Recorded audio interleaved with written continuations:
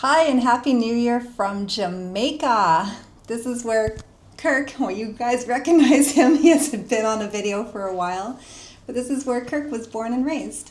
It was. So we're here in Jamaica, and we thought because it is the new year that this would be the perfect time to just kind of recap what we've done in 2025 and maybe go over some of our plans in 2026 with you.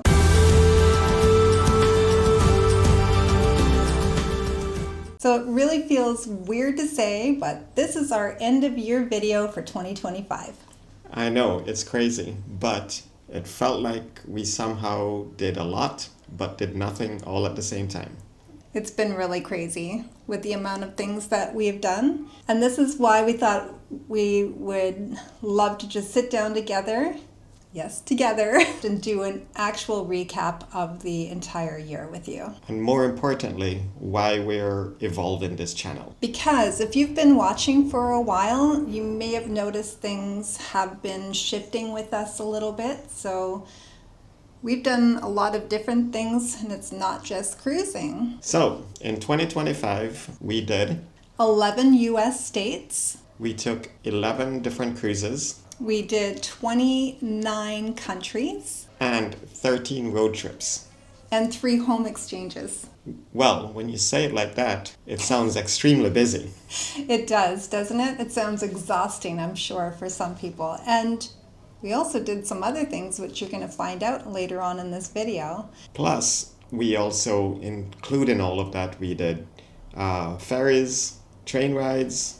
I think most importantly, we've been doing exactly what we've been wanting to do. Okay, so let's start with the cruise ships. So Kirk said we've been on 11 cruise ships this year. So we were on the Queen Anne, which is their newer ship.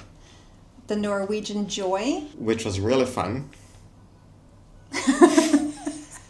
We took that through the Panama Canal. And then we went on Explora Journeys. And that's a luxury cruise. Yes. And then where did we go next?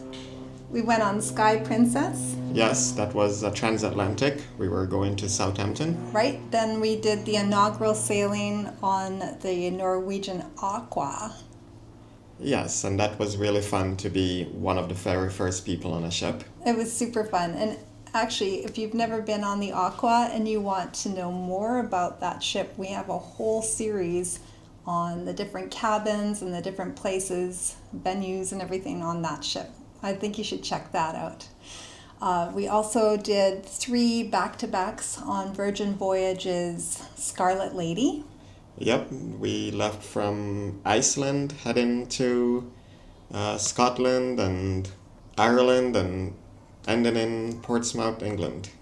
Then after that, we went on Azamara cruises. Yes, that was our first time on Azamara, and we absolutely loved it. And I think Azamara actually really was an eye-opener for us, having cruised so often for the past few years. It actually has changed our minds a little bit about how we want to cruise, and that's what this video is a little bit about. Like, it did change everything, didn't it? It did. We were also on Regal Princess. Yep, that was a nice ship. We've been on it a few years ago and still enjoy it. And then we also did a ferry. Yeah, Brittany Ferries. That was unexpectedly amazing. Yeah. But the biggest turning point was Azamara. That's when it really clicked for us, that the realization that larger ships don't spend that much time in port. And with Azamara, we were in port for a lot longer. They do longer stays, and you just pull up next to river cruises. And it wasn't just like we were floating by and spending a couple hours. We were actually immersed in the culture. Yes, most of their stops are overnights or really late evenings. Yeah, so we really had a chance to experience them, and that's when it was kind of like a turning point. We decided that we want to spend a bit more time on land, I guess. To go places where cruise ships can't go. So that's kind of where it led us into doing some home exchanges. So the home exchanges were a huge turning point for us. So When we got off the Azamara ship, we basically rented a car and took 2 days, Kirk, to drive to Belgium. It's a long time. It's very slowly. We took the back roads and went through a lot of little small French villages and towns, and which was really neat to see, and not just highway driving. So challenging, but it was fun. And then we did a homestay for 11 days in Belgium, and we had sheep for neighbors. Remember? Yeah, and we tried very hard to get a Belgium waffle. We did finally get it at a gas station, but yes, that's a whole different story. If you want to see our Belgium videos, they're actually just linked here on this video, so you can check that out in the description below. Otherwise, you probably won't be able to search these videos, but they are kind of fun. You'll see our sheep neighbors. We did another home exchange in Switzerland. Yes, Switzerland to me is in the top places that we have visited. I will go back anytime. Beautiful. Beautiful place, easy to get around. Transportation was easy. Highway driving was easy. Everything was easy about Switzerland. It was. So, we love road trips. Yep, a few other highlights of places we visited was Liechtenstein, which we got to walk the planets. And you should check out that video too. It's actually quite funny. And again, it you can't search it. It's linked below for you. We also went to Luxembourg. Yep, and that Luxembourg, again, small country, but big in personality. Really, really nice. So overall, these road trips and home exchanges were a completely different way of traveling other than by cruise ships. But we still got to these places by cruise ship. We grocery shopped, we learned the neighborhoods, we figured out the public transit, and we saw places that most cruise passengers would just never see. And that was kind of how we started evolving this past year. And it was incredible. So for us, it's not just about a quick stop in a port anymore. Mm-hmm. We want to try and immerse ourselves as much as we can. But when you compare it to cruising, it is a whole different ballgame in terms of expenses, because you now have to factor in how are you going to get there. So is it a car rental, the gas, the food, where are you staying? So when we were grocery shopping,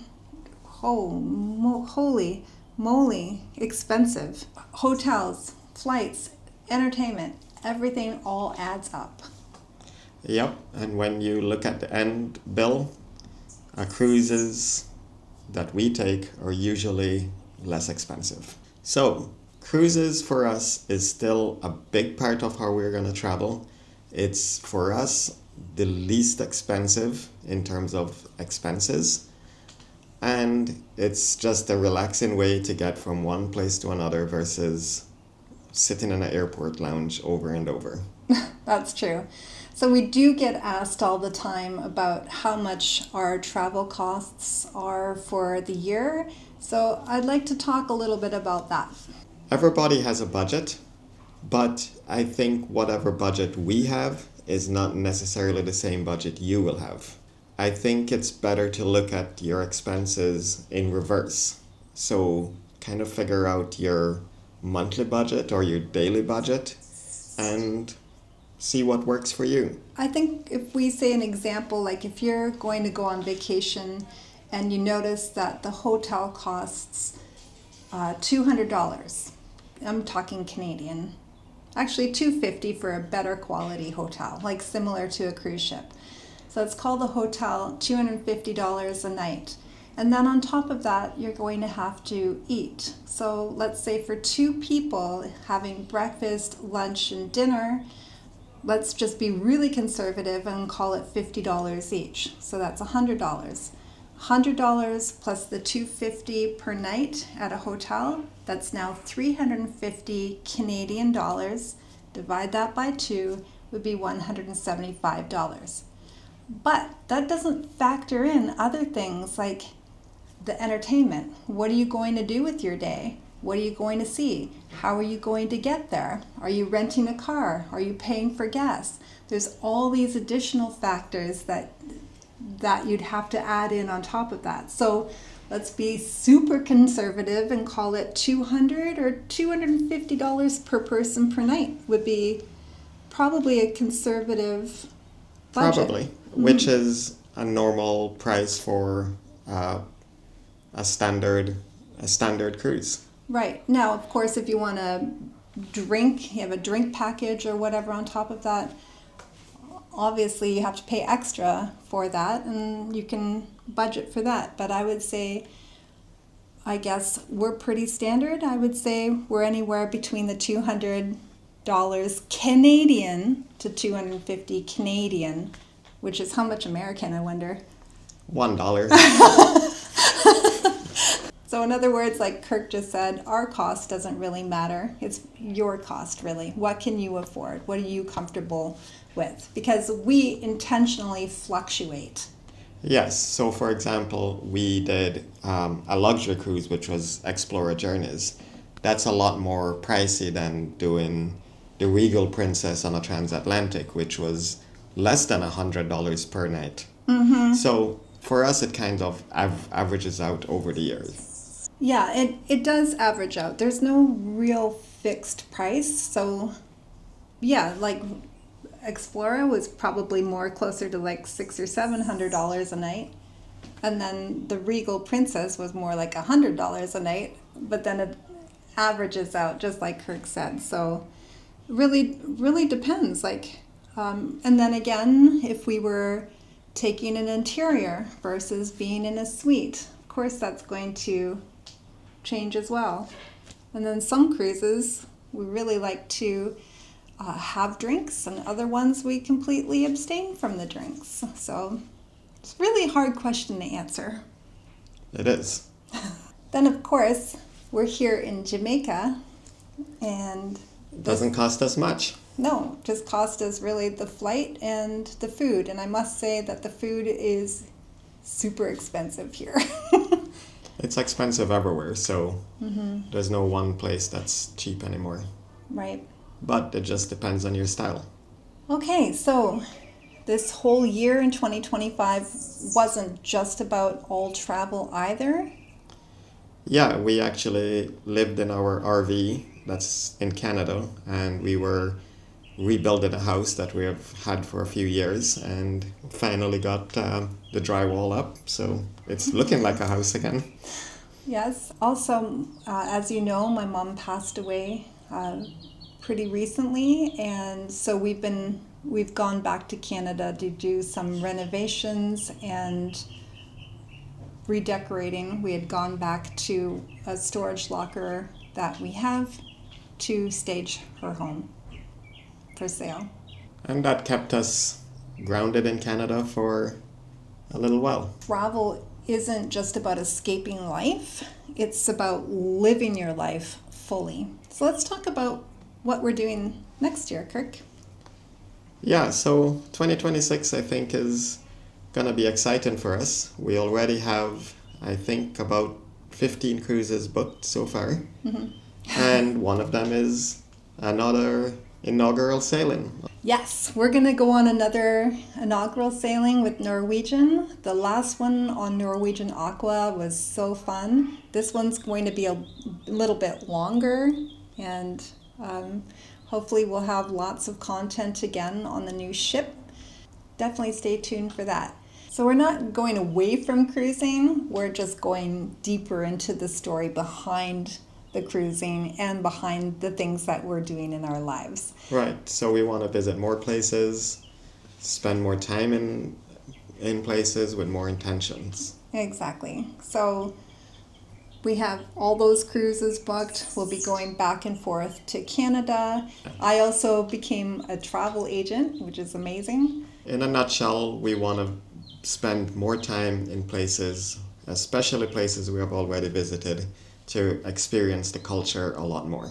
I think I'm very excited about visiting places, getting off the ship and staying there. We also want to plan something super fun this year. We want to do a group cruise. Where do you want to go, Kirk? If any of you have any suggestions on where we should go or where you want to go with us, yes, let us know in the comments below. That would be great. I basically, wherever you want to go, I'll go. So let's look at the comments and maybe we can plan something for 2027. Please drop your suggestions below. And thank you so much for watching. We wish you a very happy and prosperous new year in 2026. And we'll see you in the next video. Bye from Jamaica.